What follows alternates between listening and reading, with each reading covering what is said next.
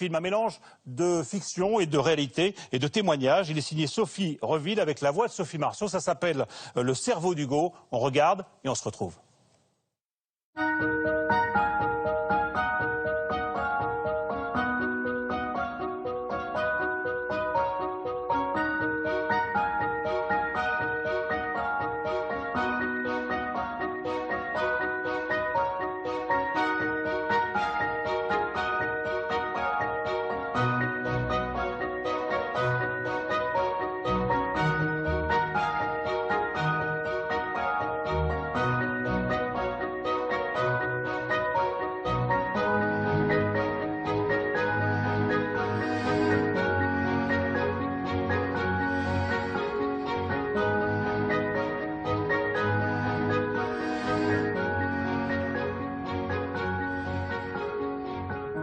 Cet homme s'appelle Hugo.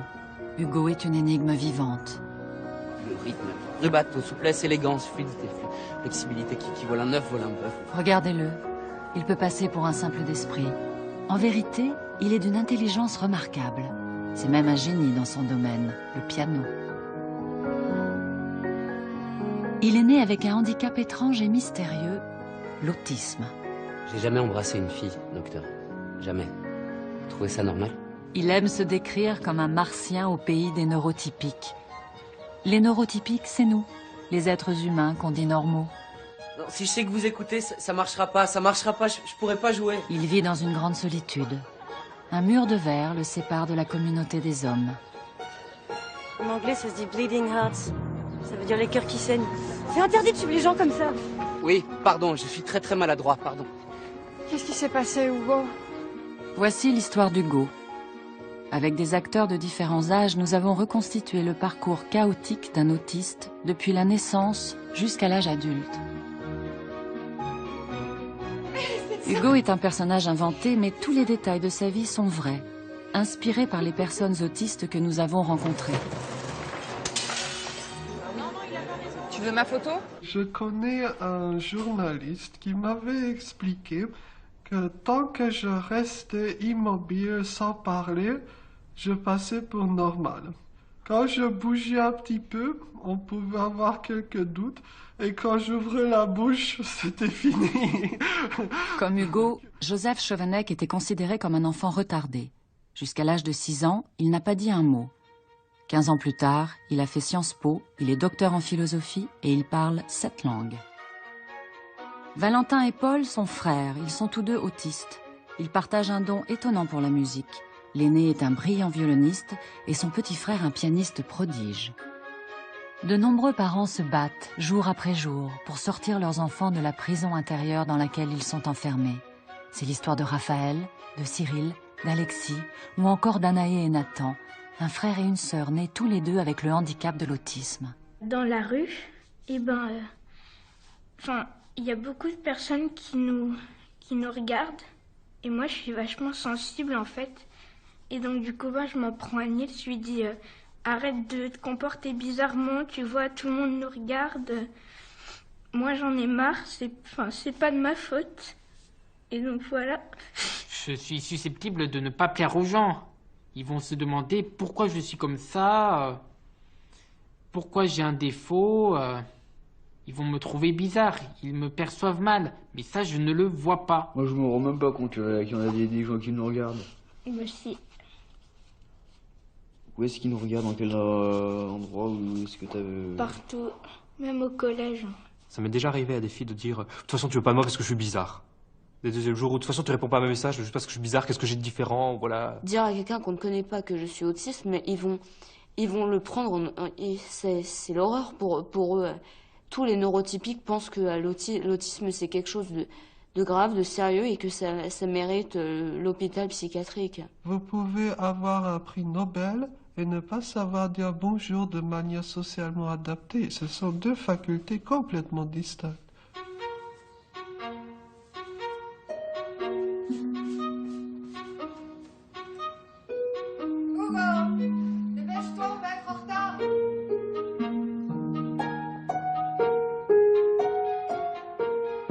À 22 ans, Hugo est un pianiste exceptionnel, du niveau des plus grands. Mais il vit enfermé dans sa chambre. Seule sa professeure de piano, Madame Mint, et sa mère Elisa ont eu la chance de l'entendre jouer. Aujourd'hui, pour la première fois de sa vie, Hugo participe à un concours international de piano. Calme-toi, mon canard, mon canard. Tout va bien se passer. Fais comme moi. Oui, ça va bien se passer. Oui, allez. Les doigts dans le nez. Voilà. Les doigts dans le nez. On croise les doigts, on croise les doigts dans le nez. Je suis navré, Madame Mine, vraiment navré, mais je suis pas totalement sûr que ça va être possible. Non. Pas sûr du tout, non, ça va pas être possible, n'est-ce pas? Le bateau, le rubato, tout le monde aime le rubato. J'adore le rubato. Souplesse, élégance, fluidité, flexibilité. Rubato. On dérobe une note sur la surface, le rythme. Rubato, souplesse, élégance, fluidité. Fais-toi le ciel t'aide. Tiens, petit poisson de viande dragon. Tiens, ça, c'est la longueur de ton plus que force. Ah, je suis toujours hyper anxieux et à l'heure actuelle, il serait absolument faux de dire que j'ai réussi à gommer mes angoisses. Alors j'ai une peur bleue et depuis toujours de l'échec. Je ne supporte pas avoir une mauvaise note, je ne supporte pas de rater quoi que ce soit. De rater un train, c'est une forme aussi d'échec, ça m'est déjà arrivé. De rater un concert. Monsieur Hugo Tilly, la sonate au clair de lune de Beethoven.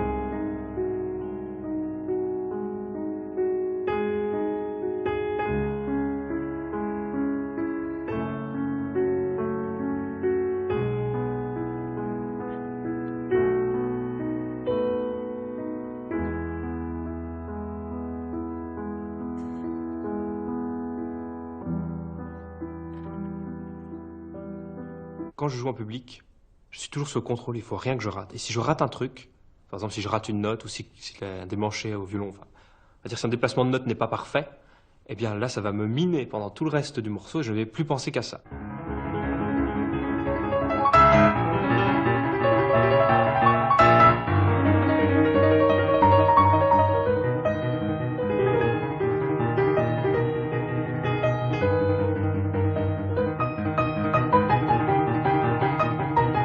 C'est qui le prof?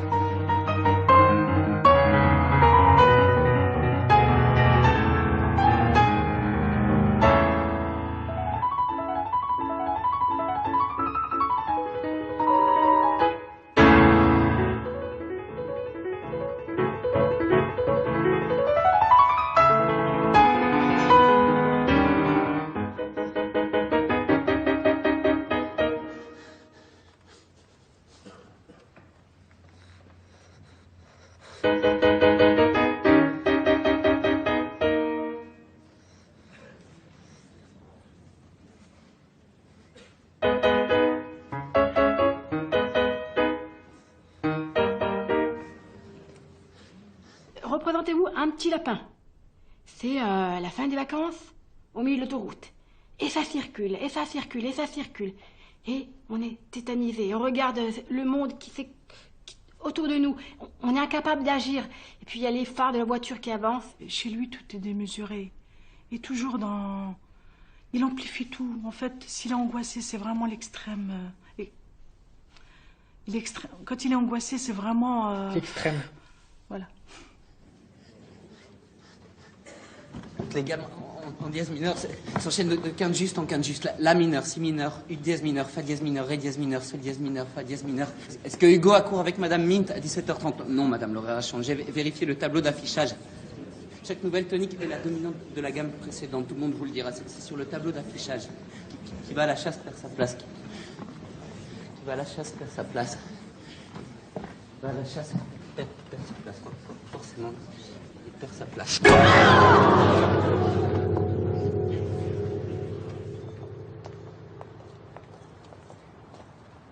Bonjour Madame Tilly.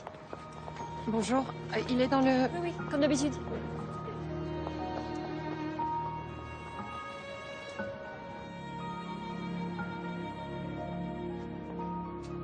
Bonjour Hugo.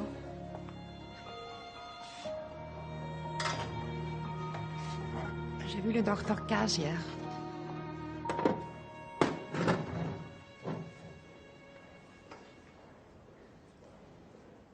Je lui dis que tu étais une vraie pipelette d'habitude. Il n'a toujours pas entendu le son de ta voix. Tu exagères quand même.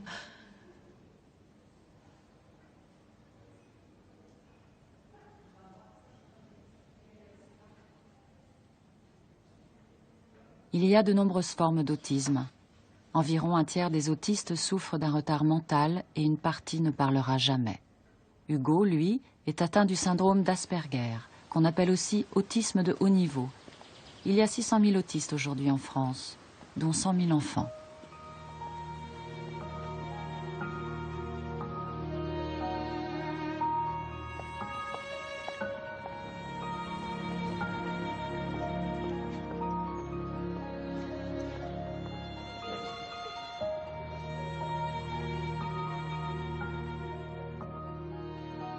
Elisa est venue à Paris de son Espagne natale à 18 ans pour apprendre le français. Et puis elle a rencontré Alain et elle n'est jamais repartie. Hugo est le premier enfant d'Elisa.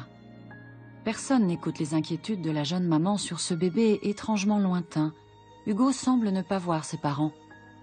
Il hurle pendant des heures, inconsolable.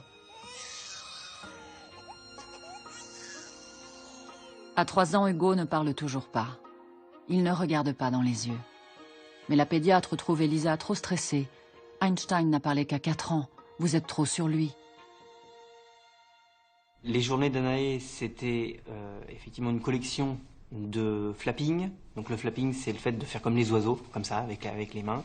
Sa vie était rythmée par ce que nous appelions à cette époque-là des TOC, qui étaient au nombre de 27 pour une journée et qui généraient à chaque fois des crises si on ne cédait pas à ce qu'elle voulait.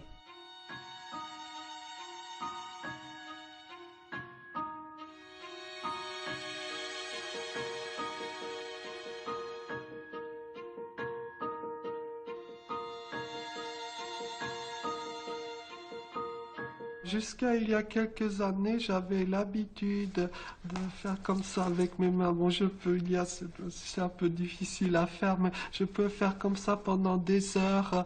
Et quand la personne que j'ai en face de moi racontait quelque chose d'intéressant, j'accélérais le mouvement, quoi. Je ne me rendais pas compte que cela pouvait être gênant pour mon interlocuteur. Anaé, à cet âge-là, ne savait pas marcher, elle ne savait que courir. Donc elle courait toute la journée, donc elle ne savait pas aller simplement d'une pièce à une autre sans courir. Anaé ne s'intéressait qu'aux placards et aux tiroirs qui lui servaient à être ouverts, fermés ou vidés. Elle n'avait pas de jeu, elle ne communiquait pas avec nous, elle ne parlait pas. Il y a une stéréotypie de Nathan dont je me souviens qui est insupportable quand j'y repense, qui était de se coincer les doigts dans les portes. Il mettait volontairement ses doigts dans l'encadrement de la porte et avec l'autre main, il refermait la porte. Et il était capable de faire ça une quinzaine de fois dans la journée, peut-être 20 fois. Il avait les doigts tout bleus. On nous a expliqué plus tard une forme d'autostimulation en réponse au stimulus de la douleur.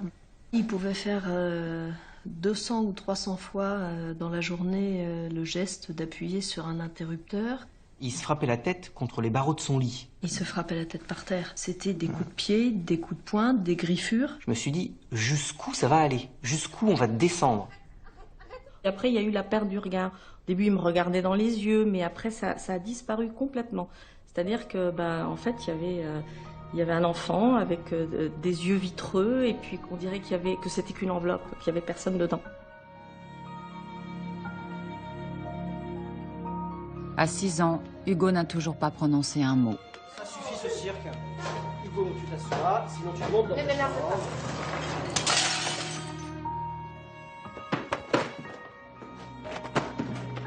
Hugo, on avait dit non.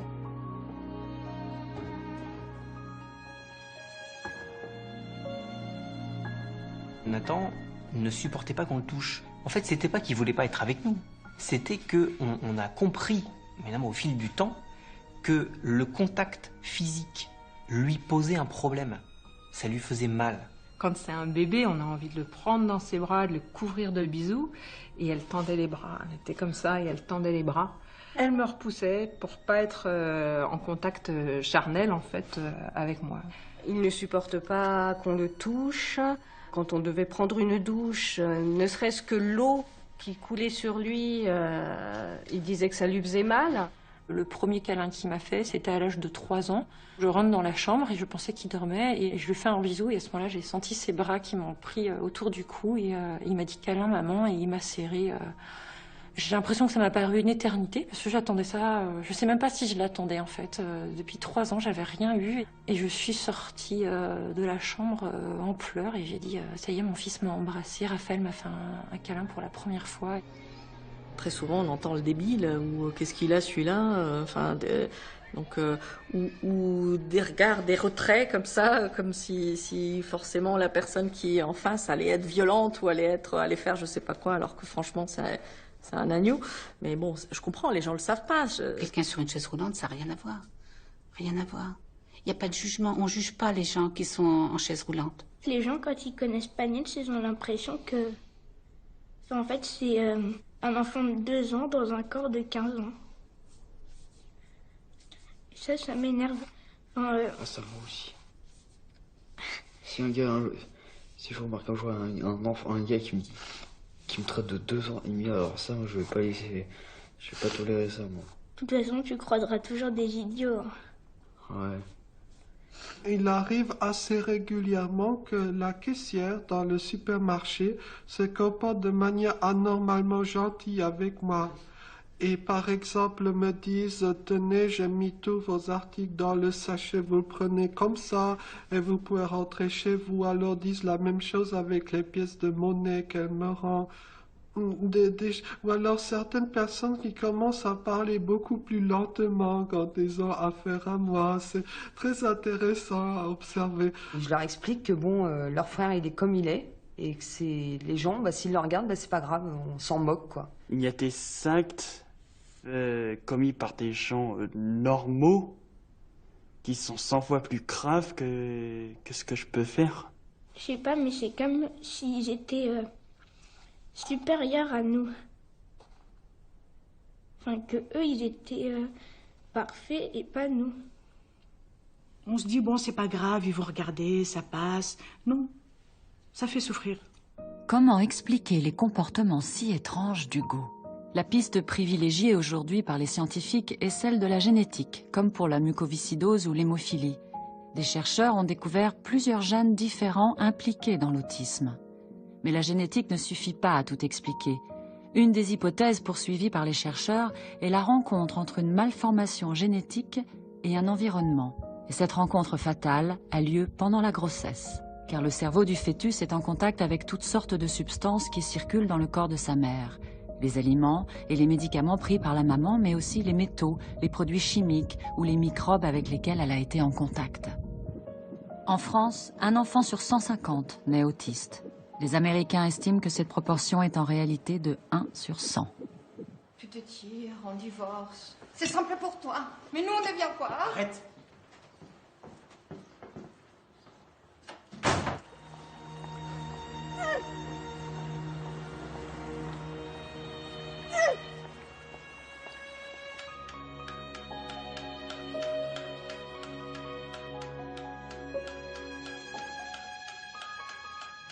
Hugo, regarde-moi. J'ai fait une dépression, mais je m'en suis rendu compte longtemps après, une fois que je m'en suis un petit peu sortie, quoi. C'est vrai que c'est très difficile quand même à vivre comme situation, de ne pas pouvoir être en relation avec son enfant petit. On se sent vraiment jugé et déficiente, quoi, dans son rôle de maman. Vous êtes le 3e psychiatre qu'on voit et on n'a aucun diagnostic. Il voit une psychologue 2 fois par semaine. Personne n'a prononcé le moindre diagnostic ni le mot autisme. Ça, je l'ai entendu pour la première fois dans un forum quand j'ai tapé « Mon fils crie toute la journée ». Il me disait aussi que Rodrigue parlerait jamais, parce que, et ça je me le suis pris en pleine figure, parce que je lui donnais pas envie de parler. Anaë est une petite fille qui a été conçue par fécondation in vitro. C'était une petite fille qu'on avait trop désirée et qu'on en avait fait l'enfant roi. Et donc, c'était pour ça qu'elle ne nous obéissait pas et qu'elle ne cherchait pas à communiquer avec nous. Oui, mais madame, ces problèmes sont liés à votre histoire. Vous avez été déracinée de votre pays, c'est normal. Remettez-vous, voilà, il n'y a rien d'autre. Il sort son zizi en pleine séance, donc je lui dis, comme je lui ai dit d'habitude, écoute, tu ranges ton zizi dans la couche. C'est ni lieu ni moment. Le soignant m'a sauté sur cette occasion pour me dire attendez, c'est très intéressant ce qui est en train de se passer. Vous en êtes où avec la masturbation? Qu'est-ce que vous en pensez chez l'enfant? Est-ce que ça vous gêne? Pas un moment, elle a émis un diagnostic. C'était nous, les parents indignes. On n'était pas normaux, quoi. Il y avait quelque chose qui faisait que Raphaël avait dévié de son parcours à cause de nous. C'était un enfant qui avait besoin qu'on lui serre la vis. C'était une question de limite qu'on ne lui donnait pas. Voilà. Donc on a été vraiment montré du doigt d'une manière très violente. Et nous, on l'a ressenti vraiment comme une maltraitance. Ça fait 10 ans et je ne suis pas encore remise de ça. Et en plus, je sais que ce pédopsychiatre, elle est encore en activité et qu'elle continue sur cette lancée. Donc ça me met encore aujourd'hui très en colère. Je pense qu'il a un retard mental sévère. Le langage, il ne faut pas que vous ayez trop d'espoir. À mon avis, il va rester non-verbal. Parfois, quand on arrive chez un psychiatre et qu'on lui évoque le syndrome d'Asperger, il répond « mais c'est un truc américain » ou des remarques de ce type qui quand même donnent à réfléchir ou à pleurer comme on veut. Et c'est assez inquiétant. Et quand on compare cette situation avec celle qui prévaut dans d'autres pays où tout le monde connaît le syndrome d'Asperger, en Angleterre, en Nouvelle-Zélande, où vous arrivez chez votre boucher, votre boulanger, et vous dites « je suis Aspi », tout le monde sait de quoi il s'agit. Jusqu'aux années 40, les enfants autistes sont considérés comme des débiles profonds. Ils sont laissés à l'abandon dans les hôpitaux psychiatriques et souvent maltraités. En 1943, le psychiatre américain Leo Kanner rencontre dans son service ces enfants étranges, comme coupés du monde. Il fait une découverte extraordinaire. Ces enfants sont en réalité intelligents. Certains ont un vocabulaire étonnant, d'autres sont surdoués en calcul mental. Tous ont une incroyable mémoire. Fasciné, il les baptise autistes et décrit leurs activités et leurs gestes très répétitifs. Il écrit « Ces enfants ont un désir anxieux et obsessionnel d'assurer l'immuabilité des choses ». La conclusion de Leo Kanner est très audacieuse. Ces enfants, affirme-t-il, sont venus au monde avec une incapacité biologique innée à développer des contacts affectifs. Ainsi, dès le début, l'idée d'une origine biologique de l'autisme était bien présente. Un an plus tard, en 1944, un psychiatre autrichien, Hans Asperger, va lui aussi se passionner pour ces petits génies enfermés en eux-mêmes. Il démontre qu'ils sont supérieurement intelligents et fait tout pour rééduquer ses enfants, qu'on appellera désormais autistes Asperger. 20 ans plus tard, un homme va émouvoir le monde entier avec le drame de l'autisme. C'est un psychiatre américain, Bruno Bettelheim. Lorsqu'il publie en 1967 « La forteresse vide » sur l'autisme infantile, il ne sait pas encore que ce livre va être lu partout dans le monde, en particulier en France. Le psychiatre aime exposer ses théories à ses petits patients. Il leur explique que les enfants autistes se conduisent comme les prisonniers des camps de concentration. Il va jusqu'à comparer leur mère aux tortionnaires nazis. C'est son propre traumatisme qu'il raconte, car Bruno Bettelheim est un rescapé des camps de la mort. Il affirme, comme les déportés, les enfants autistes ont été soumis à la cruauté de mères froides et sans amour, les mères réfrigérateurs. Ils n'ont pas eu d'autre solution que de se retirer de la réalité, de s'enfermer en eux-mêmes. Mais Bruno Bettelheim n'est pas qu'un théoricien. Il lance un défi, guérir ses enfants en les séparant de leurs parents. Il prend la direction de l'école orthogénique de Chicago. Pendant des années, il va accueillir des générations d'enfants autistes sans jamais parvenir à les guérir de cette maladie étrange. Un échec qu'il ne reconnaîtra jamais. Pourtant, en 1985, quelques années avant sa mort, il est témoin d'une véritable bombe qui s'abat sur la communauté psychiatrique mondiale. 2 chercheurs américains, les docteurs Margaret Bowman et Thomas Kemper, autopsient le cerveau d'un jeune homme autiste mort à 29 ans. Pour la première fois, leur étude montre des anomalies indiscutables par rapport à un cerveau normal. Encore plus intéressant, il prouve que certaines anomalies n'ont pu apparaître qu'avant la naissance. On est autiste, on ne le devient pas. Le travail de Bowman et Kemper n'est que le début de nombreuses découvertes prouvant l'origine biologique de l'autisme. Enfin, une lueur d'espoir pour tant de parents d'enfants autistes maltraités par les psychiatres. Un soir, je me suis dit, faut que cet enfant parle parce qu'il a assez de voix pour crier, donc il va falloir qu'il parle. Allez, Hugo, chocolat. Et je me souviens qu'il voulait un gâteau, donc j'ai pris la chose, donc j'étais sûre qu'il avait absolument envie. Je lui ai dit, si tu veux le gâteau, il va falloir que tu me dises merci. Non. Chocolat. Chocolat. Allez, Hugo, je sais que tu peux y arriver. Chocolat. J'ai pas cédé, il a fini par aller dormir sans son gâteau. Donc j'ai énormément culpabilisé ce soir-là. Et le lendemain, je me suis dit, quitte à tromper, je vais me tromper jusqu'au bout. Je continue et je lui ai dit, si tu le veux, il va falloir que tu me le demandes. Et à ce moment, il me l'a pris, il m'a dit, merci. Là. C'est ça, mon amour. Le chocolat.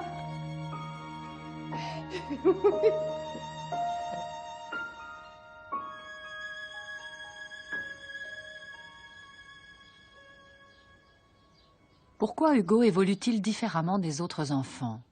Parce que le développement de son cerveau ne suit pas le même chemin. Mais un cerveau, c'est quoi exactement? Tout simplement le plus fabuleux circuit électrique du monde, constitué de 100 milliards de neurones et de plusieurs millions de milliards de connexions électriques. Grâce à l'imagerie médicale, on peut voir la trace d'une pensée ou d'un sentiment. Ce n'est pas un souffle immatériel, c'est un signal électrique dans le cerveau. À 3 ans, l'enfant possède 2 fois plus de connexions électriques qu'à l'âge adulte. Avant cet âge, le cerveau est une véritable éponge. Par exemple, il capte tous les mots qu'il entend et apprend à parler. Le cerveau immature a des allures de jungle. Pour continuer à se développer, l'enfant doit y mettre de l'ordre. Entre 3 et 6 ans, il élimine des milliards de neurones et de connexions électriques qui ne lui sont pas indispensables. C'est ce qu'on appelle le tri neuronal. L'enfant se spécialise pour devenir un être social qui communique et s'adapte à la vie en société. Il élimine les connexions neuronales qui ne sont pas stimulées. Par exemple, tous les bébés naissent avec l'oreille absolue et ils la perdent. Hugo, comme les autres enfants autistes, n'a pas effectué correctement le tri neuronal. Il a gardé trop de neurones et trop de connexions. Et c'est ce qui rend ses apprentissages si difficiles. Le jour où je l'ai mis à l'école, là, ça m'a sauté aux yeux, sa différence. Il s'est mis dans un coin de la classe, avec les mains sur les oreilles. Et tous les jours, ça s'est répété. C'est-à-dire que dès qu'il arrivait dans la classe, il se mettait au même endroit que la veille, les oreilles bouchées. Et si on l'approchait, il criait. Il ne supportait pas qu'on s'assoie trop près de lui, qu'on le touche. En fait, on me refusait à tous les jeux. Et je ne jouais jamais avec les autres dans la cour. Je n'ai pas le souvenir une seule fois à l'école primaire d'avoir fait un jeu en collectif, un cours de récréation. Donc j'étais vraiment très isolé socialement. J'étais considéré comme l'enfant bizarre de la classe. Regarde, capitaine Crochet, je te ferai rentrer ces mots dans la gorge. Les enfants perdus, appelez la fée Clochette. Parfait, parfait, parfait. Ouais, ça c'est vrai. De la soif, il me faut de la soif. Tu reprends des phrases que tu as entendues dans les DVD ou des scènes que tu as entendu. C'est dans mon cerveau? Bah oui, c'est dans ton cerveau. Vous faites un jour l'effort d'entrer en contact avec votre camarade de classe. Donc le matin, au moment où il arrive, vous lui dites « Bonjour monsieur ». Sauf que c'est raté, parce qu'il n'a que 7 ans, par exemple, et les enfants de 7 ans ne se disent pas « Bonjour madame, bonjour monsieur ». J'avais une manière de m'exprimer comme au temps de Louis XIV. Donc en lançant des très chers, mon cher. Donc c'est vrai que ça fait un petit peu tâche quand on a 10 ans, quoi.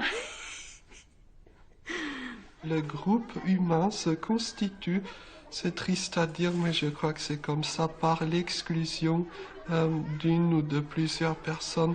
Et en l'occurrence, c'était moi.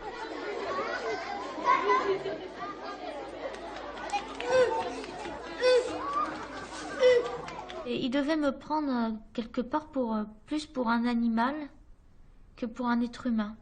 J'essayais de trouver des coins dans la cour, des petits coins derrière les toilettes ou derrière un arbre ou dans un coin de pilier, de me mettre en boule et puis de me tasser là et de ne pas me faire remarquer pour ne plus subir toutes ces méchancetés qui étaient sans fin, sans fin.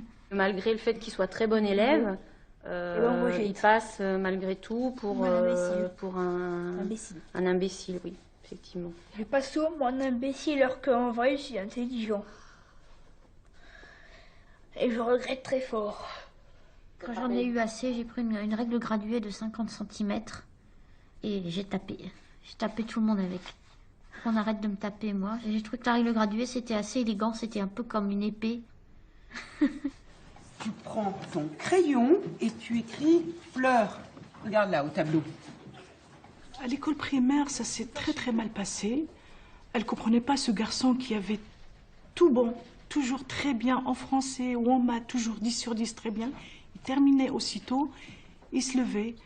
Bon, au départ, on pensait qu'il s'ennuyait parce que c'est un petit surdoué, voilà. Mais après, ça dégénérait quand même. Il perturbait les autres, il allait tirer les cheveux. Hein, Najib? Absolument. Quelques filles, parce qu'elles avaient des beaux cheveux, c'était sa manière de communiquer avec les autres. Et ça a posé un vrai problème. Il lui arrivait de corriger la maîtresse. Si elle oubliait une faute au tableau, de dire tout, bon voilà, vous avez oublié un S, ça s'écrit pas comme ça, enfin bon. Et à côté de ça, il passait pour un enfant attardé dans son comportement totalement immature pour son âge. Apparemment, j'aurais mis la main aux fesses de maîtresse.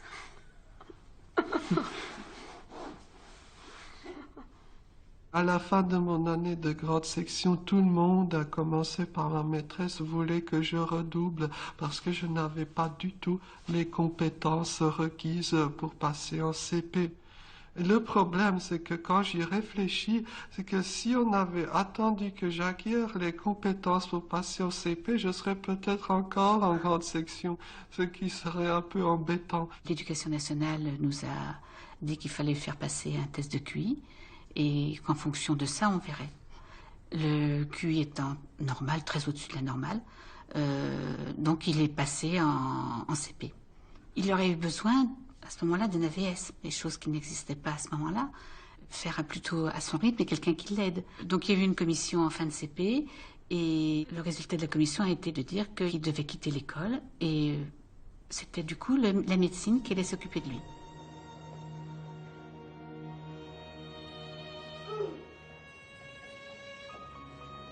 L'orientation a été hôpital de jour.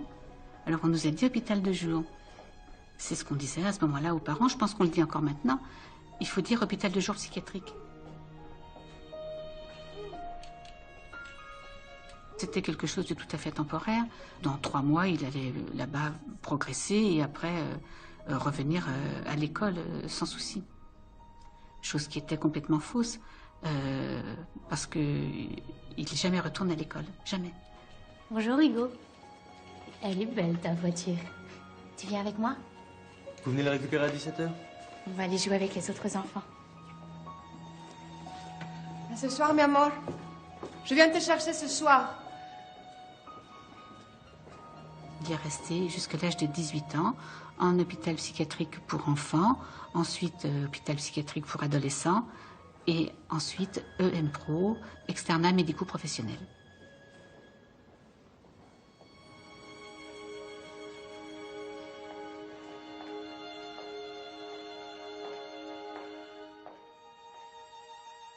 C'était très très difficile le premier jour parce que on réalise pas forcément ce qu'a son enfant, mais le fait de rentrer dans l'hôpital de jour et voir d'autres enfants atteints du même handicap qu'Alexis, on se dit mon enfant, et c'est pas vrai, il est pas comme ça. Najib a passé 7 ans à l'hôpital de jour, mais vraiment... 8 ans à peu près. À 4 ans, t'es allé à 4 ans. Personnellement, je culpabilisais tout le temps de l'emmener là-bas. Je voyais que c'était pas une structure adaptée pour lui. Il était avec des enfants lourdement handicapés. Je ne voyais pas ce qu'il faisait là-bas. Et il revenait avec des nouveaux tics, des cris, des angoisses. Il cassait. Un jour, il lui a découpé la main pour ensuite le donner au crocodile. Il est fort, Peter Pan. Il y avait un garçon qui s'amusait à taper contre la poitrine avec son poing. Il y a un certain garçon qui employait des mots vulgaires.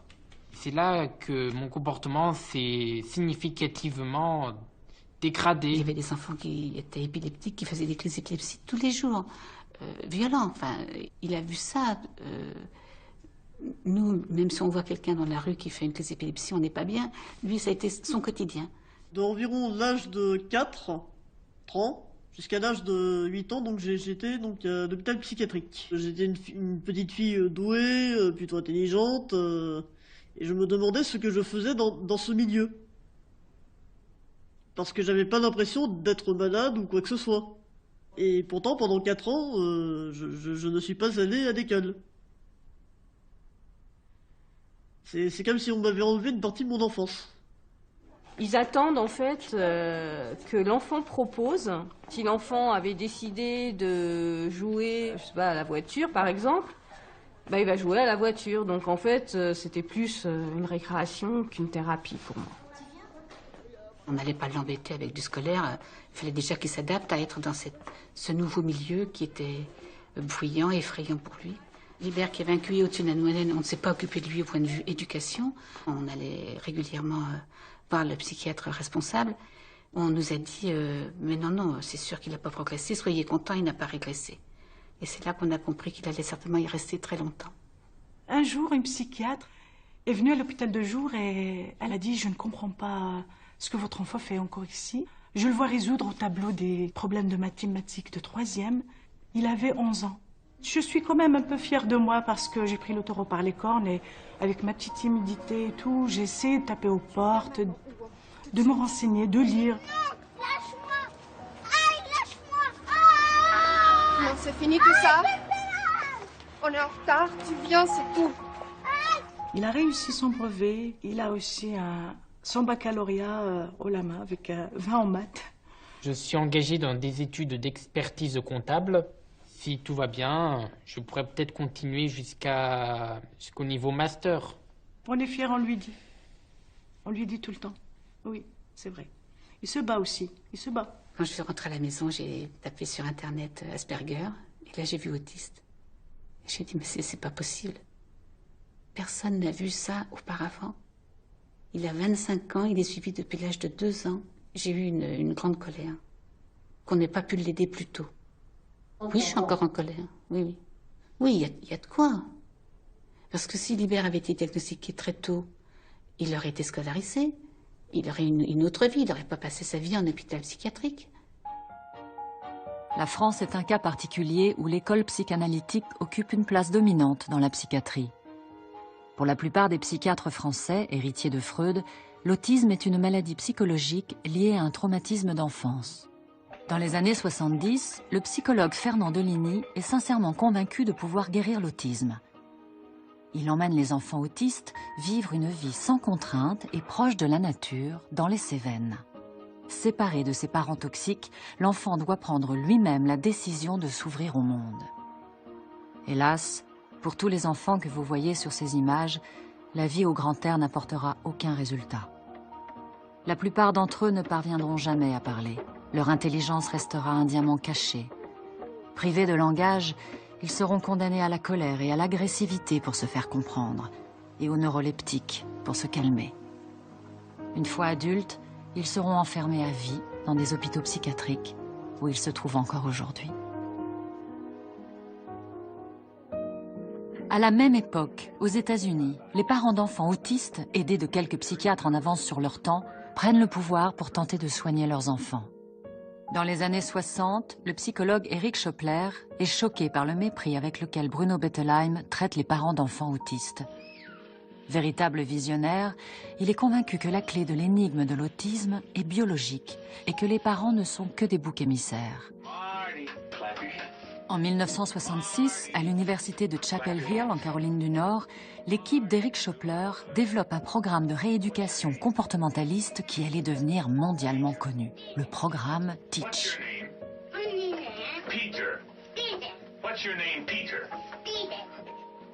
À l'inverse de Bruno Bettelheim, qui coupait l'enfant de ses parents, Schopler inclut les parents le plus possible dans le processus éducatif. C'est un véritable tournant, un espoir considérable. Peu à peu, des enfants autistes sortent du silence.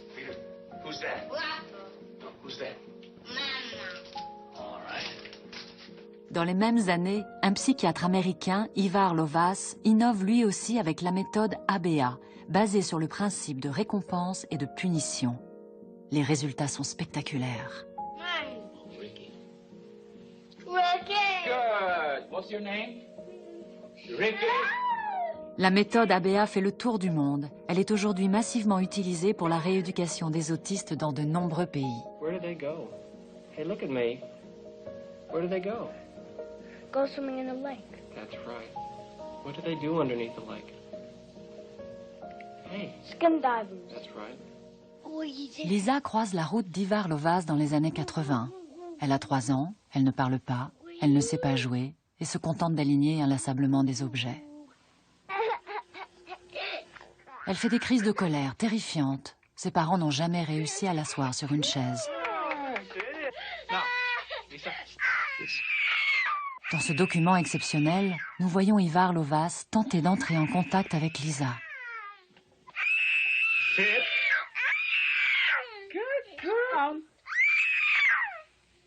Après des heures et des jours de travail, il va réussir à la faire s'asseoir. Cet accomplissement qui semble dérisoire est en réalité un pas immense. Good sitting. Oh, that's good sitting. Yeah. Lisa a entrouvert une porte. Ivar Lovaas va s'y engouffrer. Good. Good. That's good, Lisa. Oh, how nice.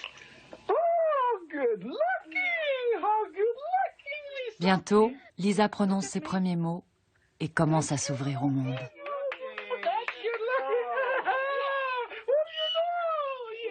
Dans notre malheur, on a eu une chance extraordinaire, c'est de rencontrer l'une des plus grandes spécialistes de l'ABA en France, alors que nos enfants étaient très jeunes. Elle s'est très vite rendue compte que les enfants ne savaient pas imiter. Et elle nous a expliqué que la première chose à faire pour apprendre à apprendre, c'était de savoir imiter. Et ce qui a été absolument fabuleux, c'est qu'en l'espace de 2 semaines, on a vu les premiers résultats. Ensuite, Nice ne parlait pas. Et comme il ne parlait pas du tout, et que nous avions entendu parler de cette méthode PECS, donc un moyen alternatif de communiquer avec des images, cette méthode était disponible aux États-Unis, on l'a commandée, et ça a fonctionné de manière formidable. Très rapidement, voilà, il s'est mis à parler. Il y a eu un énorme travail de fait avec Baptiste, par exemple, sur le regard. Baptiste ne pouvait pas soutenir le regard d'une personne.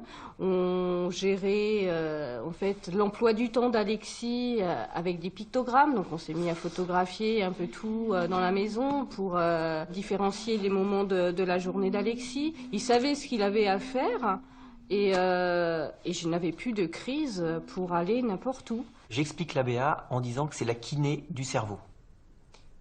C'est-à-dire que on va entraîner le cerveau comme un muscle en lui faisant, en le stimulant en permanence. Le psychiatre qui le suivait m'avait dit l'école ça sert à rien, il parlera jamais, les compétences scolaires, lire et écrire, franchement non. À la fin du CP, Rodrigue savait non seulement il parlait, donc il parlait même pas mal, et puis en plus il a appris à lire et à écrire avant la fin de l'année de son CP. À l'issue d'une consultation, on m'avait dit il faut vous attendre à ce qu'il fasse pas grand-chose sur le plan moteur. Il fera jamais de vélo, par exemple. Et ça m'avait profondément marqué. Je me disais, il ne ferait pas de vélo, non, je vais pas m'arrêter à cela. Et Nice a fait du vélo à 3 ans, ce qui est largement une performance si je compare aux autres. Il écrit. Il ne faut pas oublier qu'il ne savait pas prendre le moindre objet. Hein. Il est en CP, il a toujours une AVS, hein, naturellement. Attends, Il parle très bien. j'ai 7 ans au CP. Il a appris à lire tout seul. Je voudrais faire cardiologue parce que ça sauve la vie des gens et on met des pacemakers. Ça peut être bien parce que maman et ma tata, elles ont des soucis de cœur toutes les deux. Aujourd'hui, véritablement, on ne peut plus la distinguer d'une petite fille ordinaire. Il y a trop de bruit, les enfants, il y a trop de bruit. Qu'est-ce qui se passe, Hugo? Je sais pas, j'y arrive pas, ça marche pas. Mais bien sûr que si, tu vas y arriver. Regarde-moi. Tu l'as fait hier. Pourquoi ça serait différent aujourd'hui? Hein?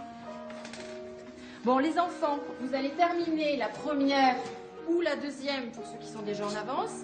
Après, on fait la troisième qui est au tableau. D'accord? Maintenant, je veux plus rien entendre. On travaille dans le... silence. Exactement. Bon, Hugo, regarde. Prends ton crayon, on va la faire ensemble. Alors, très bien, tu l'as bien écrite. 85 que divise 5. En 8, combien de fois 5? Contre l'avis des médecins, Elisa retire Hugo de l'hôpital psychiatrique et se bat avec l'éducation nationale pendant des mois pour lui faire réintégrer l'école.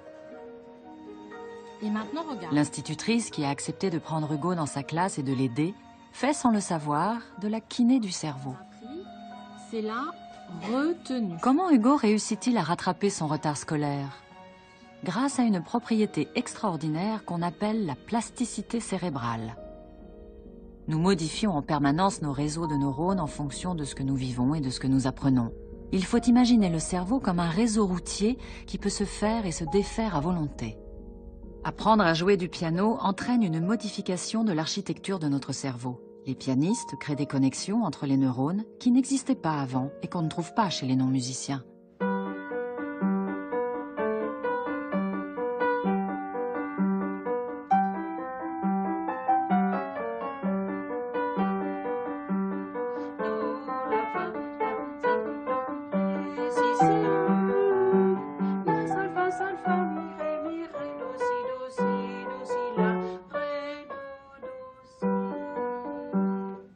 Ça a été écrit par Mozart, mon canard.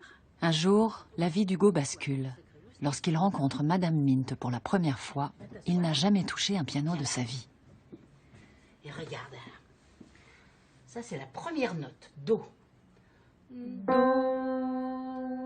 Do, Do, Do. Allez, à toi. Tu me joues des Do?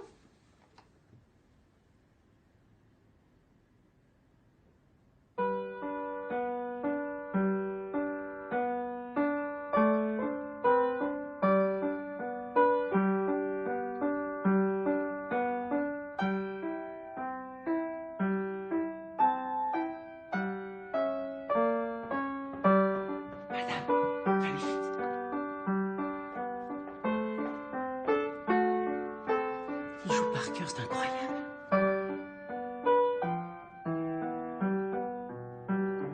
J'ai jamais vu ça. C'est un génie.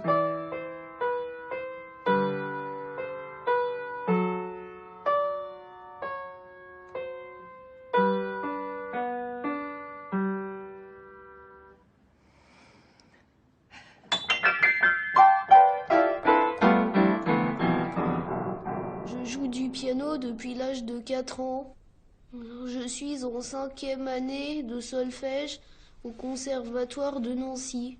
Quand j'entends une musique, je la reproduis au piano. Des fois, pas tout le temps. Il s'installe au piano, il pose les mains et le morceau il vient comme ça tout de suite.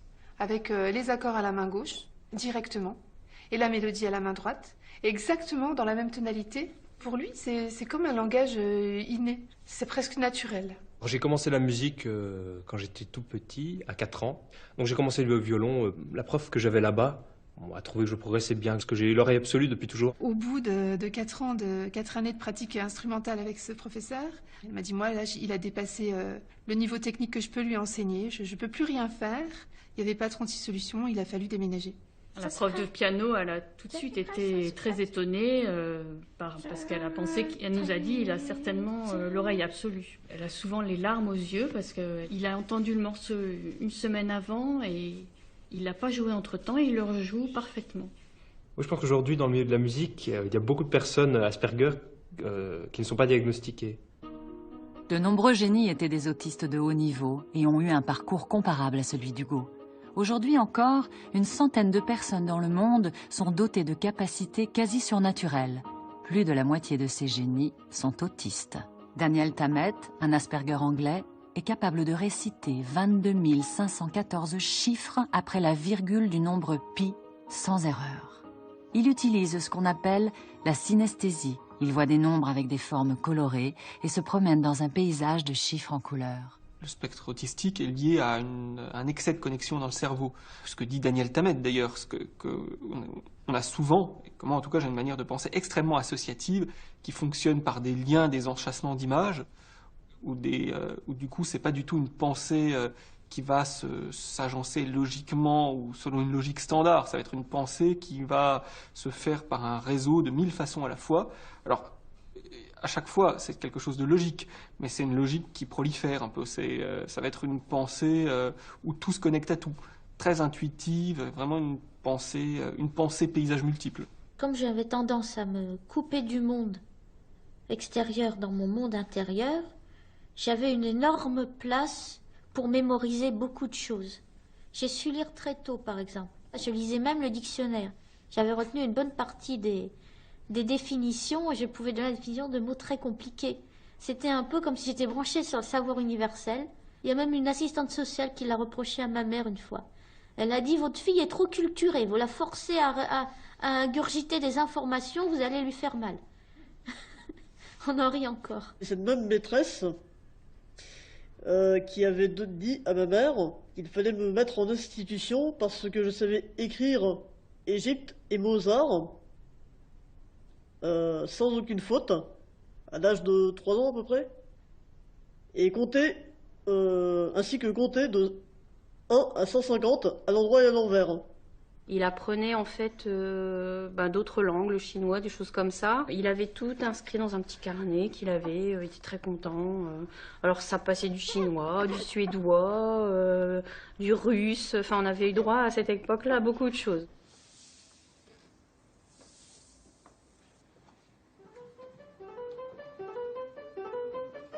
En grandissant, Hugo s'est créé un ami imaginaire, le pianiste canadien Glenn Gould. Très excentrique, Glenn Gould était un virtuose du piano. On soupçonne fortement qu'il était un autiste Asperger. Il est mort en 1982. Hugo vénère le talent de Glenn Gould et il entretient de grandes conversations avec lui.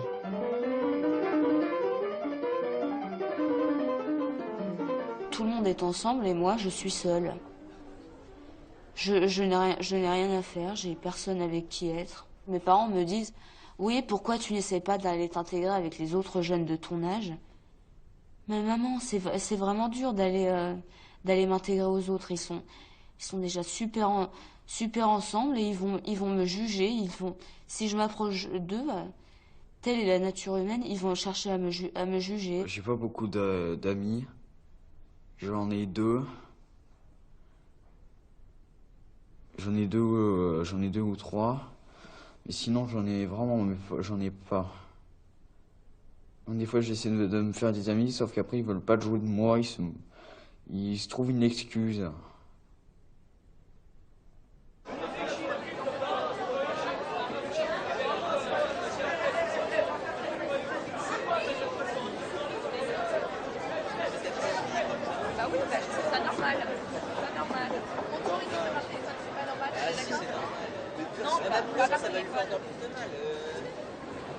Tu veux ma photo?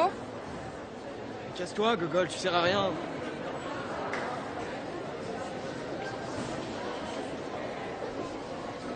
Je comprends pas pourquoi les gens me repoussent dès la première fois. Alors que j'ai rien dit, Enfin si, j'ai dit bonjour. Je pense que c'est moi la gêne parce que c'est moi qui suis née avec une tare et pas les autres. Donc c'est comme si c'était de ma faute. Nils a du mal à se faire des amis parce que, en fait, à notre âge, pour être accepté, il faut être insolent, déjà être habillé en marque, faut pas avoir de bonnes notes, faut pas être un tout petit peu différent. Ce serait comme une honte, en fait, de rester avec quelqu'un, comme ils appellent ça, avec un triso, quoi. Donc du coup, il reste dans son coin. Dans la maternelle, on va dire jusqu'à une trentaine d'années, je me suis battu pour chercher à ressembler aux autres. Et finalement, j'ai compris qu'en fait, je me battais quand même contre des moulins et qu'il y a certaines choses, je pourrais pas les modifier. À l'adolescence, les phrases se raccourcissent, on met de plus en plus d'importance sur la tonalité, la mélodie du langage, les réponses deviennent de plus en plus des oui, etc. Et les autres visuels comprennent ce langage, alors que pour moi c'est un langage particulièrement difficile. Dans un film qui s'appelle La Ligne rouge, l'acteur principal c'est Sean Penn et à un moment un autre acteur lui pose la question: est-ce qu'il vous arrive de vous sentir seul des fois? Et lui il répond: seulement avec les gens. Et voilà, pour moi c'est pareil.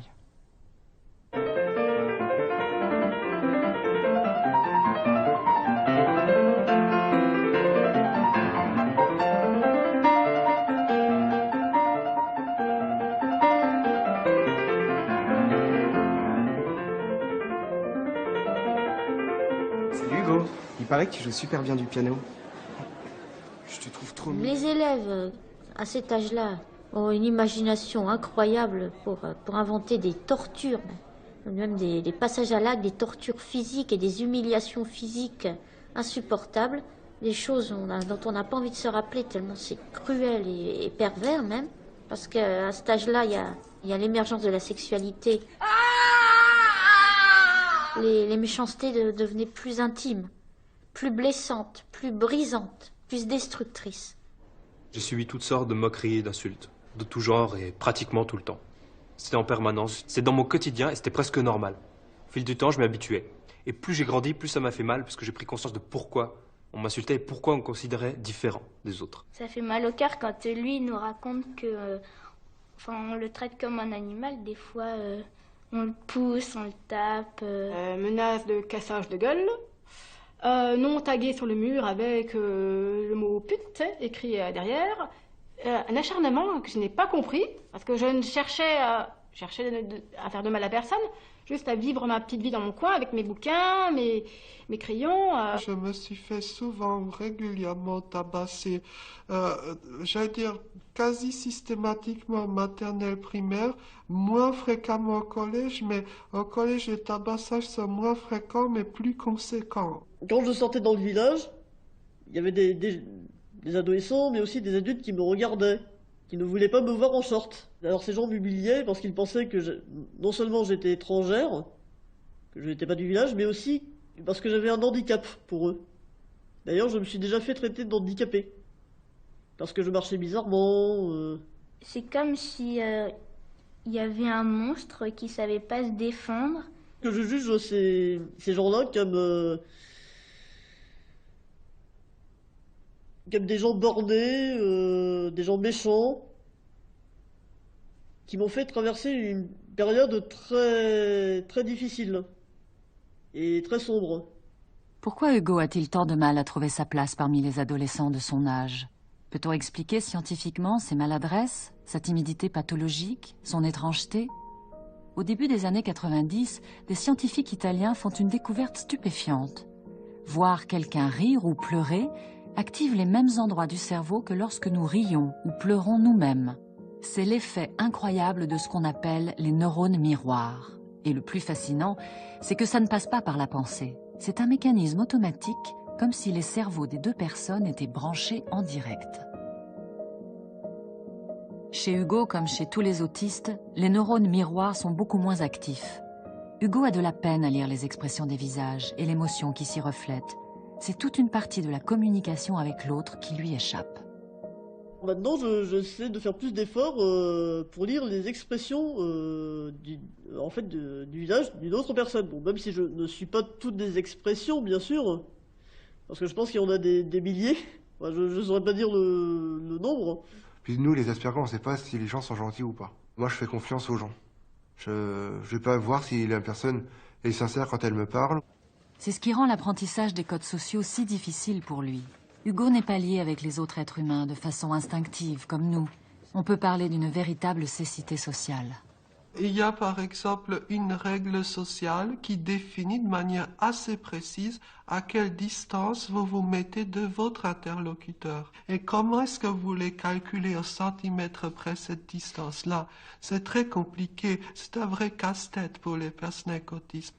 Dans un repas, quand des gens parlent et que j'ai rien à dire, si je m'embête, je pars. Je calcule pas, je m'en vais. Comme ça, je pense que c'est gagnant pour tout le monde. Sauf que ça l'est pas parce que les gens, après je remarque que les gens me regardent de travers, disent mais ça se fait pas de faire ça. Bon, parfois c'est vrai que je dis assez souvent, je dis j'espère que je ne m'éloigne pas trop dans la conversation, j'espère que je ne vous fatigue pas, excusez-moi, je dis souvent merci aussi. Plus que la moyenne. Je pense qu'en étant super poli, bon, je vais être plus accepté. Bon, peut-être que parfois ça peut embêter la personne aussi. Hein. En fait, je dis oui à tout, en fait. Enfin, pour aider. Et je vois pas que c'est moi qui ai besoin d'aide. Arrête. Quoi? Ça. Et puis les balancements. Et parler tout seul. Tu le fais dans ta chambre si tu veux pour te détendre. Mais au collège, tu contrôles. Tu le fais plus. Plus du tout. J'avais demandé justement à ce qu'il y ait, si c'était possible, une rencontre au lycée pour que les élèves de la classe, ceux qui étaient volontaires, lui disent ce qu'il fait dans son comportement qu'on ne vienne pas vers lui. Qu'est-ce qu'il doit corriger dans son comportement qui paraît bizarre au vu des autres, quoi. Et l'année dernière, une jeune fille lui avait dit faut que tu arrêtes de te tirer les peaux de la lèvre, faut que tu arrêtes de parler tout seul. Ouais. Peut-être que qu'on m'envie, il y a certaines choses que je prends très mal et peut-être qu'avec du recul, je réfléchirai dessus, mais voilà quoi, c'est un truc à tenter quoi. J'ai eu une orthophoniste dès l'âge de 13 ans et qui m'a appris beaucoup de choses comme l'art de la conversation, comment répondre au téléphone et la tactique pour intégrer un groupe d'amis, si on peut dire. L'orthophoniste ne peut pas t'apprendre à avoir confiance en toi. Il ne peut pas t'apprendre à croire que tu es toi-même quelqu'un de bien. Ouais. Ça, c'est toi-même qui dois le découvrir. Bonjour Romain, c'est Hugo. Bonjour Romain, c'est Hugo. Après le fiasco du concert et son séjour à l'hôpital psychiatrique, Hugo vit cloîtré dans sa chambre en compagnie de son ami Glenn Gould. Il n'ouvre plus son piano.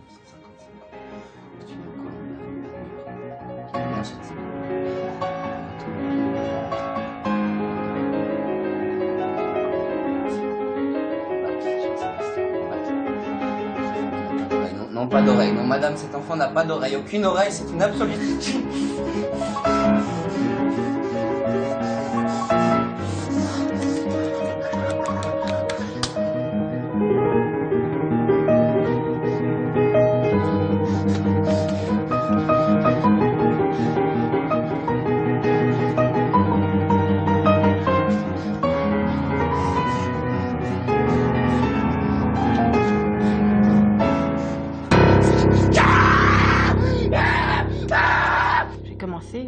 À 23 ans, une véritable dépression, enfin, une descente aux enfers.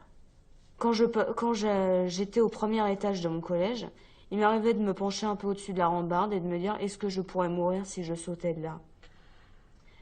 Donc, oui. C'est affreux parce que je ne le savais pas, tout ça. Je voyais les gens pouvoir sortir ensemble, aller dans les bars, aller dans les restaurants, mais je n'ai jamais compris comment ils faisaient. C'était loin de mon monde. D'un côté, j'en rêvais. D'un côté, J'avais pas le mode d'emploi pour le faire. Alors qu'Hugo est en train de sombrer, un homme va lui sauver la vie. Le docteur François Germain est un psychiatre passionné par les neurosciences et un spécialiste des autistes Asperger. Donc, toi, ta passion, c'est le piano? Mais tu veux pas faire de la musique ton métier, c'est ça? Ben, je sais pas, le piano, ça m'obsède beaucoup trop, vous voyez. Je peux passer des heures sur le même morceau, j'oublie tout, j'oublie de manger, j'oublie ma mère. Je peux plus vivre comme ça, vous voyez. Vous savez que j'ai 22 ans et que j'ai jamais... que j'ai jamais embrassé une fille. Jamais. Vous trouvez ça normal? Excuse-moi, maman. Ma mère n'aime pas que je parle de ça, ça la rend triste. Parce qu'elle pense qu'aucune fille voudra jamais de moi. J'ai jamais dit ça, moi. Laissez-le parler, madame. Pourquoi j'aurais pas le droit d'être amoureux, docteur? Et non seulement tu as le droit, mais c'est une nécessité. On a besoin d'être amoureux. Pour se construire, pour avancer. Ah oui, j'aimerais beaucoup ça. Et puis je veux trouver un travail aussi. J'ai peur de devenir clochard, SDF, dans la rue. Je suis intelligent, je peux travailler, être utile. Bien sûr. Bah, si tu veux, on va réfléchir ensemble à une stratégie pour trouver un travail, non? En seconde, je me suis posé un tas de questions. Je ne m'étais jamais posé auparavant. Je me suis dit, voilà, pourquoi pour les autres c'est si facile d'avoir des histoires, alors que pour moi, ça n'est jamais arrivé. J'avais déjà essayé plusieurs fois avant la seconde, mais après ça a continué, ça a échoué au lycée encore plus lamentablement qu'avant. J'ai tout retourné contre moi, de toute façon c'est ma faute, je suis un bon à rien, je n'ai rien à faire dans cette société. Voilà, ça allait jusqu'à des idées noires, bon, je vais pas détailler, mais en tout cas c'est très très difficile. Puis à côté de ça c'était la question que je me posais, mais à côté je tentais toujours ma chance, parce que ma seule obsession, en première surtout, c'était de faire comme les autres, c'est-à-dire d'avoir une histoire, quelle qu'elle soit. Et là, ça a échoué lamentablement sur absolument toutes les tentatives que j'ai faites. En première, il n'y en a pas une qui s'est bien soldée. Mais pas une. En plus, j'en ai fait pas mal, je n'ose pas vous le dire le nombre, mais c'est assez hallucinant. 50. 50 filles que j'ai essayé d'approcher, voilà. Et ça n'a jamais abouti à quoi que ce soit.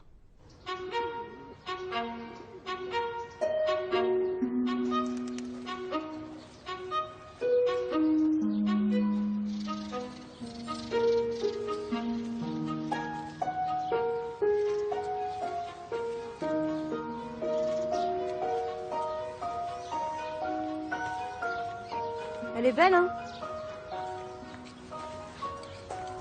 Son nom, c'est Dicentra Spectabilis. En anglais, ça se dit Bleeding Hearts. Ça veut dire les cœurs qui saignent.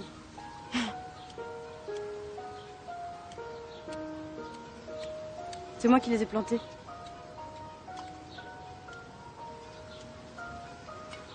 Normalement, elle préfère l'ombre.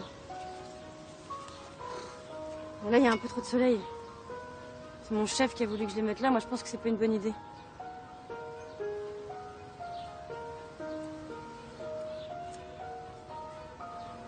Bon, bah... Salut. Bonne journée. Pour les filles, je me dis, aujourd'hui, je vais décider d'approcher cette fille. Je me récitais plusieurs fois toutes mes répliques dans ma tête, jusqu'à ce qu'elles soient impeccables, que j'ai mémorise parfaitement avant de dormir. Et ça ne collait jamais à la situation. Évidemment. C'est toujours dans le décalage. Et du coup, c'était mal perçu par les autres. Quand j'aborde en particulier des filles des autres classes, elles me rejettent directement parce qu'elles voient que je les regarde fixement, que je les agace, que je... En fait, je n'ai pas un comportement adapté avec elles.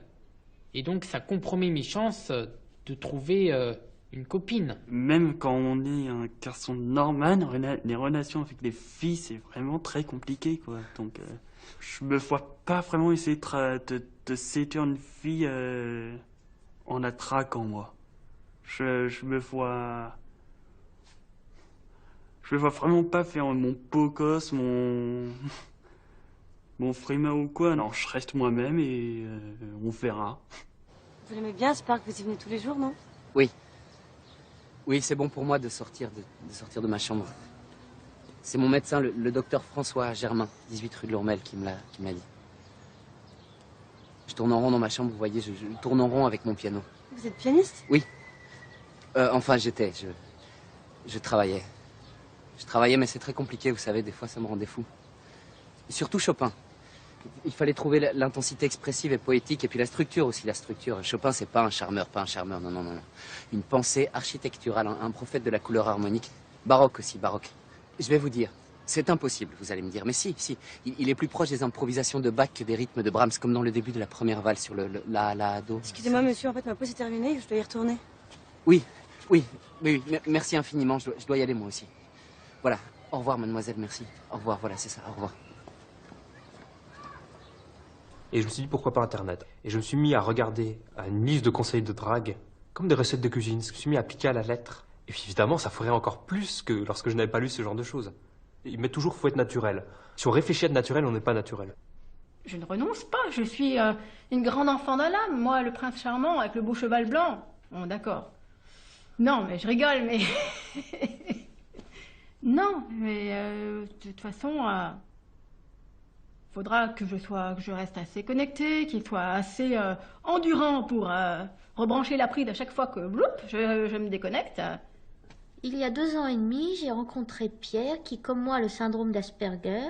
On est tombés amoureux, on a décidé de vivre ensemble et on a eu une petite fille, Aurélie, qui a 3 mois et demi. On a la même maladie, mais elle ne s'exprime pas de la même manière. Là où j'ai des difficultés, Pierre est solide. Et là où Pierre a des difficultés, c'est moi qui suis solide. Donc quand moi je chute, c'est lui qui me relève. Quand lui il chute, c'est moi qui le relève. Je pensais que j'étais un monstre et que jamais je n'aurais d'enfant. Et que si j'avais un enfant, ce serait un monstre comme moi. C'est grâce à Pierre que mon regard sur moi-même a changé et que j'ai pu m'accepter comme femme et comme être humain et comme quelqu'un ayant de la valeur et pas comme un monstre. Et que j'ai pu me dire, finalement, j'ai pu mûrir ce projet d'avoir un enfant et à me dire que peut-être qu'on pourrait y arriver et que finalement, ça pourrait être quelque chose de beau. Tu veux pas ouvrir les cognes à la chemise? Ça fait vraiment bizarre comme ça. Non, tu sais bien, j'aime pas.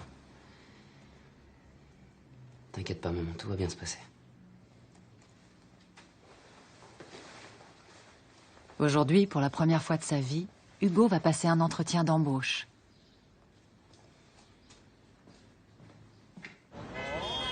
Pour se rendre à son rendez-vous, Hugo vit un calvaire. Il ne perçoit pas le monde comme nous. Il entend tous les bruits de la rue comme s'ils étaient poussés au volume maximum. Il voit tous les détails autour de lui de façon très nette, sans faire le tri. C'est ce qu'on appelle l'hyperconnectivité sensorielle.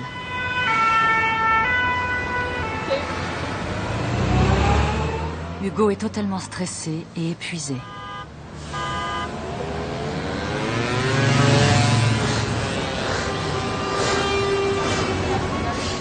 Cette surstimulation sensorielle le pousse souvent à se replier sur lui-même. C'est aussi la raison pour laquelle il a tant de mal à regarder dans les yeux. Regarder quelqu'un dans les yeux, c'est comme tomber dans un puits sans fond. C'est, dans la plupart des cas, c'est de l'angoisse pure. Ce sens visuel exacerbé est également une source de plaisir pour Hugo. Il voit la beauté du monde dans ses moindres détails. Un jour, toujours avec mon appareil photo en bandoulière, sur un mur, il y avait cette bouteille de bière. Et dedans, il y avait toute une maison avec tous ces détails. C'était la maison qui était derrière, le reflet. Mais c'était d'une telle beauté. Et en même temps, ça représentait vraiment ce que je vivais. C'est-à-dire, vraiment le monde... Je suis dans mon bocal. Parfois, j'ai un bonheur immense en passant devant une voiture bien lavée, avec des reflets bien marqués. Et je ne peux pas expliquer. Autant il y a des gens qui éprouvent un plaisir fantastique en achetant une belle paire de chaussures, autant moi la paire de chaussures. Mais le reflet, le monde qui se cache derrière, waouh.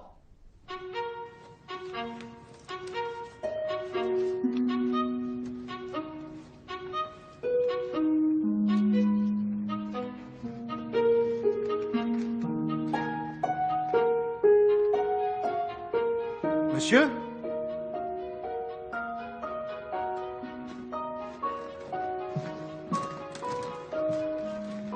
Donc, vous voudriez travailler dans une bibliothèque. Bien ça? Nous, les Asperger, nous avons plus de difficultés à mentir que les autres. Parfois même une impossibilité totale, puisque on est tellement rationnel et logique dans notre esprit que déjà tout ce qui est mentir, duper ou tromper, c'est presque du second degré. C'est se détourner de ce qui est les règles. Et les règles, Pour les personnes Asperger, c'est fondamental. Non, pas spécialement. C'est mon père et ma mère qui pensent que c'est une bonne idée parce que je veux trouver du travail et surtout gagner de l'argent pour aider ma mère. Oui, bien sûr. Gagner de l'argent. Donc, comme j'en ai parlé à votre père, je suis à la recherche de quelqu'un pour faire du classement, trier, archiver. Vous en pensez quoi? Je ne sais pas. Ma passion dans la vie, c'est le piano. Mais j'ai renoncé à cette passion, voyez-vous. Oui, bon, asseyez-vous, s'il vous plaît. Revenons aux archives. Est-ce que c'est un travail qui vous plairait? Non, je crois pas trop que ça va me plaire, mais je veux bien essayer. Bon, au revoir, monsieur. Merci beaucoup. Je suis vraiment navré, mais je dois y aller. L'exemple type d'une réplique inadaptée lors d'un entretien d'embauche, c'est par exemple de dire au patron ou au futur patron « Qu'est-ce que ça pue ici ?» Il y a une seule certitude, il ne deviendra pas votre patron. Je me souviens, j'avais fait quelque chose d'analogue avec l'un de mes psychiatres. Je lui avais dit que ça puait dans son cabinet et il n'avait pas dit un mot, mais à la fin, il avait augmenté mes doses de neuroleptiques. Pourquoi Hugo se conduit-il parfois de façon aussi excentrique? À cause d'une région primordiale du cerveau appelée les lobes frontaux. Situés en haut du cerveau, les lobes frontaux sont la partie qui s'est développée le plus tard dans l'évolution des espèces. Les lobes frontaux ont permis à l'homme de devenir le roi du monde. C'est là qu'on trouve le cortex préfrontal, le chef d'orchestre du cerveau. C'est ce chef d'orchestre qui nous permet de nous comporter en être raisonnable, capable de prendre des décisions et de faire des choix. Le cortex préfrontal nous permet de contrôler notre comportement en inhibant notre cerveau émotionnel. Lorsque Hugo commet une erreur au concours de piano, la peur l'envahit et il est incapable de contrôler cette peur, de passer à autre chose. C'est comme si tout son cerveau se grippait, comme si à ce moment-là, le chef d'orchestre était tout simplement absent. Les chercheurs parlent d'une surabondance de neurones ou de connexions pas assez efficaces entre les lobes frontaux et les autres parties du cerveau. Je vois mon cerveau en fait comme un coffre à jouets. Toutes les idées sont là, mais elles sont en vrac. On ouvre le coffre, en fait, et on cherche une idée, mais on ne sait pas où elle est. Donc, on est obligé de tout sortir. Ce qui fait que, comme je sors toutes les idées, on va dire que toutes les idées fusent dans ma tête les unes après les autres. Elles ont leur cheminement propre. Oui, ça fait un peu comme des trains d'idées qui me traversent la tête en permanence. Et au bout d'un moment, ils finissent par être tellement nombreux, ces trains, qu'il y en a qui finissent par se percuter. Et pour moi, ça crée une sorte de flottement. C'est-à-dire que tout d'un coup, je ne sais plus où j'en suis. Une autre conséquence pour Hugo est qu'il voit les arbres et pas la forêt. Il va raconter un événement dans ses moindres détails au lieu d'aller à l'essentiel, ou se souvenir de tous les détails d'une pièce, mais ne pas l'avoir vue dans son ensemble. J'ai toujours eu du mal à me reconnaître dans un miroir. Personnellement, je me vois comme justement une femme puzzle, quelqu'un de fragmenté. Ma vision est fragmentée, je suis fragmentée. Mon appartement, par exemple, juste un exemple, quand je veux le ranger, mon appartement, il faut d'abord que je prenne des photos des endroits, parce que je vois pas l'ensemble.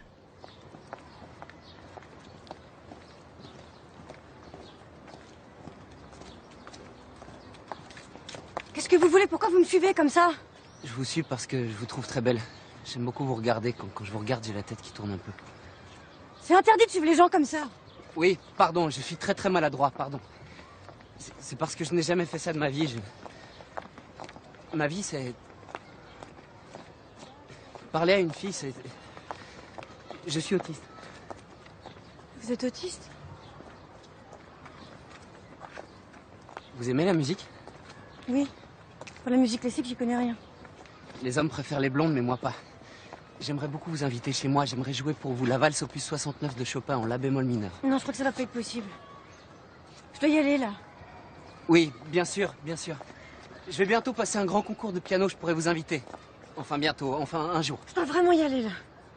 Au revoir.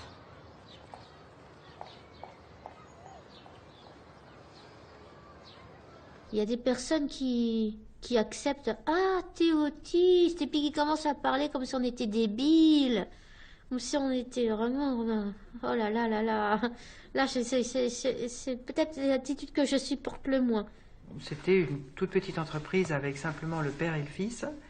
Et je voyais qu'il était intéressé par la candidature de Joachim jusqu'au moment où j'ai dit il a un léger handicap. Et à ce moment-là, il y a eu une espèce d'effarement dans le regard. Et puis ça a été terminé. Ça me désespère un peu de voir tes gens aussi coincés en fait. Et moi, je sais pas handicapé.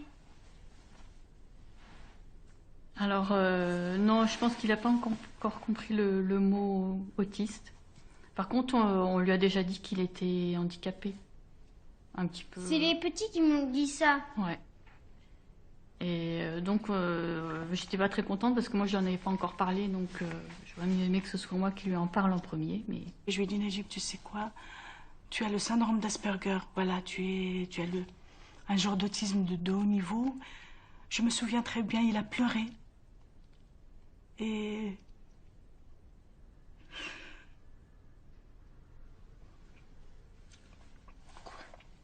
Il a pleuré. Il m'a dit, maintenant, maman, je ne suis pas comme les autres. Et qu'est-ce que je vais faire maintenant? Donc on s'est regardé dans les yeux et... Qu'est-ce qu'on va faire maintenant?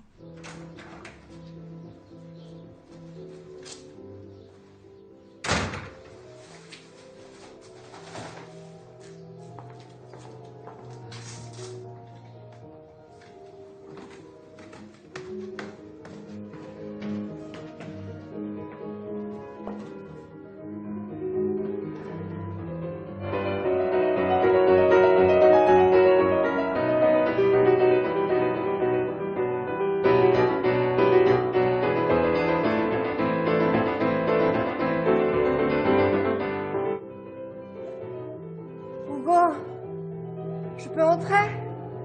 Non, surtout pas, je peux pas jouer si t'es là. Ça me fait tellement plaisir de t'entendre jouer. C'est bon, mon chéri? Tu sais, j'ai décidé de me réinscrire au concours de piano. J'ai une amie qui veut me voir jouer en concert.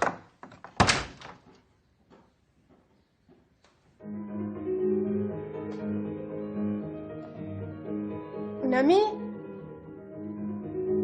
Tu te sens bien, Hugo? L'association a permis à Valentin d'avoir une vie sociale qu'il n'avait pas avant. C'est-à-dire que maintenant, Valentin est capable de décrocher son téléphone, d'appeler des amis. On peut dire des amis maintenant, vraiment. Ça fait pas longtemps qu'on peut dire ça. Et d'organiser des choses avec eux. Même si je reste pas un grand fan du téléphone et de l'organisation, je suis particulièrement mauvais. Oui, mais pour les rencontrer, tu es capable de le faire. Ça veut dire qu'il y a un certain plaisir. Parce que moi qui décide de lieu, c'est jamais moi. Ça fait rien. On a tous du mal à décider, on se retrouve là en ville, qu'est-ce qu'on fait? Ça fait rien, on était ça trois fait et on rien. s'est dit qu'est-ce qu'on fait? Si vous avez du plaisir à vous retrouver, vous êtes capable, toi comme les autres. Les autres, ils ont le syndrome d'Asperger aussi, ça veut dire qu'eux sont capables aussi maintenant de décrocher leur téléphone, vous en êtes tous capables, et de vous donner des rendez-vous, de vous fixer des choses. Ça fait quelques années que je vais au café Asperger. Là, je me suis fait des amis. Asperger. Il n'y avait pas d'amis intimes, tu sais, pas d'amis. Son seul amour, c'était la musique. Et le piano de Glenn Gould, c'était un Steinway CD 318, il est au musée d'Ottawa. Il a arrêté sa carrière à l'âge de 32 ans, le sommet de sa gloire. Je me sens très proche de lui, tu sais, quand je le vois jouer dans les films, ce que je vois, c'est un homme qui fait l'amour à la musique. J'espère que je te choque pas. Non, non, pas du tout. Tous les autistes aiment se réfugier dans un domaine obsessionnel, ce que les médecins appellent leur intérêt spécifique. Parler de la musique est une source de plaisir intense pour Hugo. La musique classique est un monde où tout est en ordre, où tout est prévisible. Un monde qu'Hugo connaît sur le bout des doigts. Le contraire du monde réel qui est synonyme de chaos, de changement permanent et d'imprévu.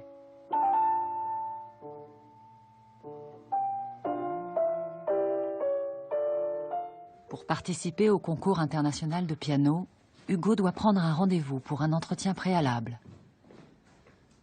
Je dois aller à un rendez-vous, je me fais un film avant. Hein. Le problème, c'est que, personnellement, j'étais la reine des scénarios catastrophes, effectivement.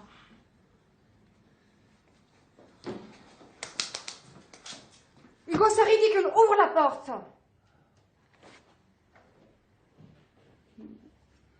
Bon, Hugo, je te fais une proposition. Je prends une chaise et tu me joues ton prélude à travers la porte. Qu'est-ce que tu dis de ça? Non. Non, si je sais que vous écoutez, ça marchera pas, je pourrai pas jouer. Je suis sûre que ça va très bien se passer, ton concours. Tu vas y arriver super bien. Je vais te donner le nom d'une tisane qui marche toujours pour moi. J'en prends quand j'ai un concert et je dors comme un bébé. Merci. Je sais pas, je te remercie, je dois absolument y aller. Je suis vraiment navré, mais je dois absolument y aller. Tu veux pas nous jouer un morceau avant de partir, Hugo? Pour me faire plaisir, tu m'avais promis la dernière fois. Ça va? Je lui ai demandé de jouer quelque chose et il n'a pas voulu. Il faut excuser Hugo, il n'arrive plus à jouer en public. Même sa prof de piano, elle n'a plus le droit de l'entendre jouer.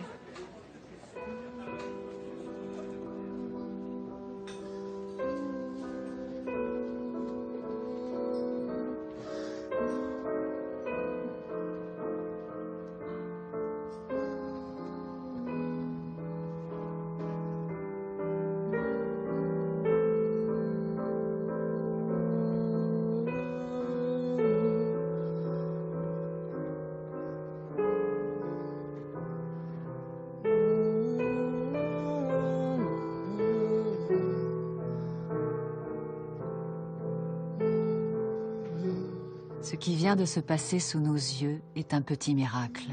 Un miracle créé par la gentillesse et l'empathie de Capucine. C'est le miracle de l'ocytocine. Produite dans le cerveau, l'ocytocine est l'hormone de l'attachement, de l'amour entre une maman et son nouveau-né, comme entre deux amants. En manifestant si gentiment son amitié pour Hugo, en le touchant de façon si affectueuse, Capucine a provoqué la production d'ocytocine dans le cerveau d'Hugo.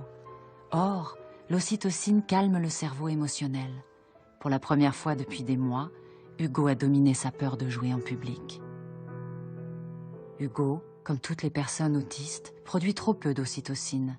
Des études ont montré qu'administrer de l'ocytocine améliore le comportement social des autistes. Regarder l'autre dans les yeux devient possible. C'est un monde nouveau qui s'ouvre. Je vois bien qu'il y a quelque chose qui me manque. Parfois, je disais, j'aimerais bien avoir la clé de l'armoire au sentiment. Je vois bien que les gens ressentent plus de choses que moi. Non, je fonctionne d'une autre manière. J'aime pas le voir danser. Parce qu'il danse tout seul, il danse pas avec les autres. Il danse, mais il est dans sa bulle, il danse, mais il est pas avec les autres. Je me suis rendu compte, très jeune, que j'avais cette impression d'être séparée des autres par une espèce de mur de verre, une espèce de champ, un champ de force si on veut. Et je pourrais même le mesurer, ça dépend des jours. Je sais, par exemple, ça peut être 1 mètre, 2 mètres, 3 mètres. C'est quelque chose de très pénible à supporter. Bonjour. Bonjour. Je voulais vous dire, mon concours de piano, c'est demain à 10h du matin. Vous voulez venir? C'est très gentil, mais je travaille à cette heure-là. Bonne chance. Je voulais vous dire aussi que je vous aime et que j'aimerais vivre avec vous. Après le concours de piano, j'envisage de prendre mon appartement. Petit au début, oui, petit, mais voilà, je voulais vous dire ça. Je suis désolée, mais... Je suis pas amoureuse de vous, moi. J'ai déjà un fiancé.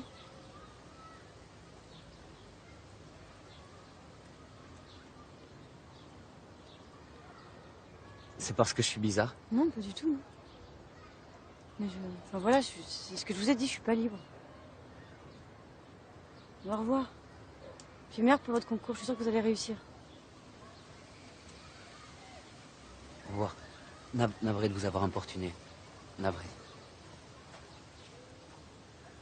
Par rapport à la profession, je suis pas inquiète. C'est par rapport à la vie sociale que je m'inquiète. Où là, j'ai des raisons de m'inquiéter. Parce que pour l'instant, sa vie sociale, elle est... il y en a pas. Il est jamais invité aux anniversaires. J'espère qu'il passera pas sa vie tout seul, quoi, voilà. Parce que je connais plein d'Asperger avec à l'âge adulte qui ont quand même pas de vie de famille et pas de femme, pas d'enfants, voilà, qui sont quand même isolés et qui souffrent de ça. Donc c'est surtout ça que j'espère pour les enfants et pour Paul. C'est vrai que l'avenir, ça me fait souvent peur. Que souvent j'appréhende, C'est trop d'angoisse, l'avenir. On n'arrive pas à imaginer comment va être son avenir.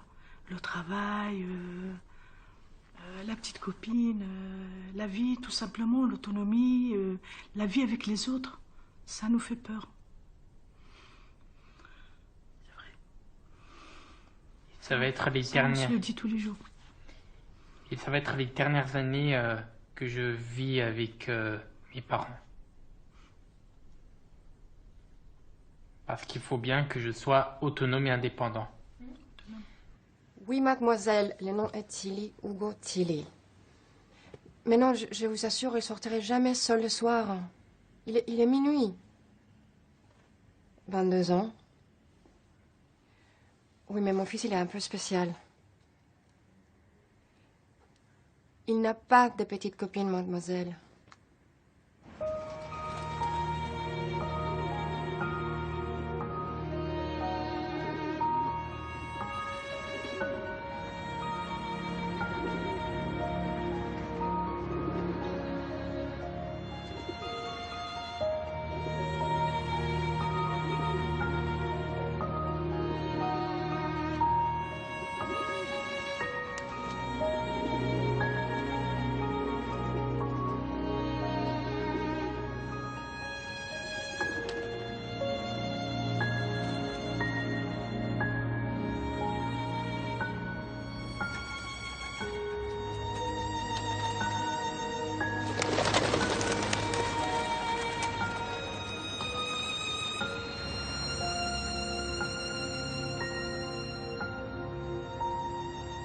J'aime tellement les yeux bleus de Pierre qui sont bleus avec une étoile dorée au milieu que quand on s'est fiancés, je lui ai demandé de trouver une bague qui avait la même couleur que ses yeux.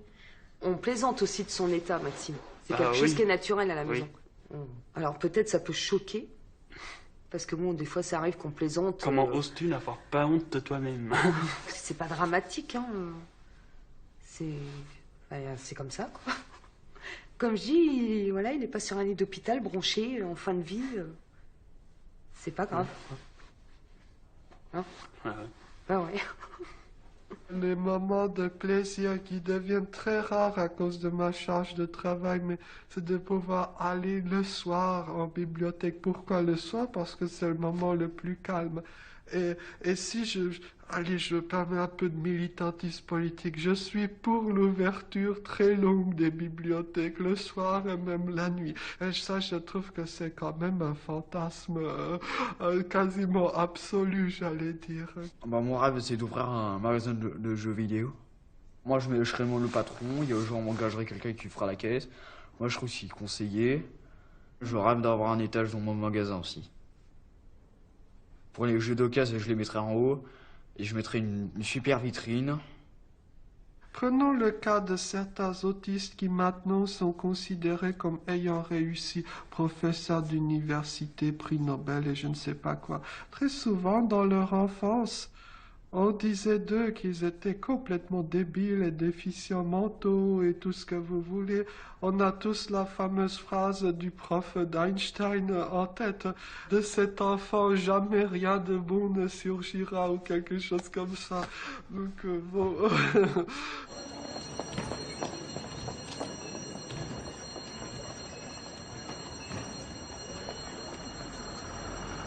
Là.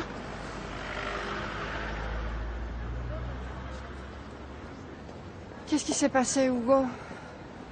Ça va, mon canard, t'es tout pâle.